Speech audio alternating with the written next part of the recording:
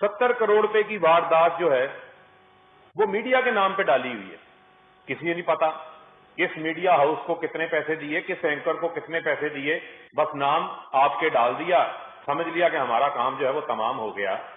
मैं तो इनसे ये सवाल पूछना चाहता हूं कि इनके पास इखलाकी जवाब क्या बाकी रह जाता है? ये किस मुंह से 19 जनवरी का जो है वो एहतजाज कर रहे हैं? एहतजाज तो उस वक्त होता है जब कोई रुकावट होती है, जब कोई मामला आगे ना चल रहा हो। आप तो उस मैच का कप लेना चाहते हैं जिस मैच में आप पटिशनर ही नहीं है, जो मैच आपने खेला ही नहीं, आप उसका कप लेना चाहते हैं। आपके ऊपर तो खुद अपना जो है वो आप फाउल गेम प्ले कर रहे हैं और अपने केसेस का जो है वो आप जवाब नहीं दे रहे। हमें ये कहा जाता है जी कि हमने पता नहीं यूएसए से किसी कंपनी से पैसे ले लिए, और भाई वहां पर फारा फॉरेन एजेंट रजिस्ट्रेशन एक्ट है, उसके तहत जो है वो पैसे वहां पर आप इकट्ठे कर सकते हैं, पाकिस्तान ला सकते हैं, सबूत मौजूद हैं। ये जरा पीपल्स पार्टी वाले मार्क सीगल का भी तो बताएं।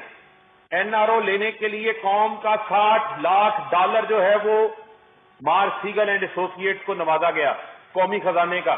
ये मैं नहीं कह रहा, ये मार्क सीगल की जमा करवाई गई जो स्टेटमेंट है वो बता रही है, जो कि आसिफ अली जरदारी के भी लॉबियस्ट थे, बीबी शहीद के भी लॉबियस्ट थे, जो Condoleezza Rice honour of the world अपनी किताब में लिखती है कि मुशर्रफ के साथ बेनजीर का एनआरओ उन्होंने करवाया था, और वो लॉबी करवाने वाला मार्क सीगल है, जो कि उनके कत्ल के केस के अंदर भी गवाह है, जिनको खत लिखा गया है।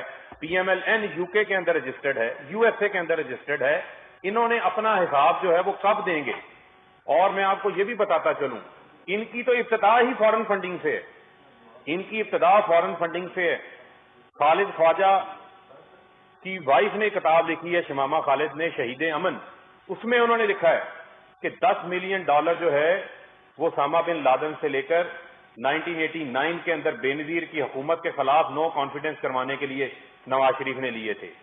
मैं सिर्फ खालिद ख्वाजा का हवाला नहीं दे रहा, बेशुमार इंटरव्यूज बीबी शहीद के मीडिया को दिए हुए हैं जिसके अंदर इनका जिक्र था। हामिद मीर ने इसके ऊपर कॉलम लिखे हुए हैं, काजी हुसैन अहमद साहब का इसके ऊपर इंटरव्यू है।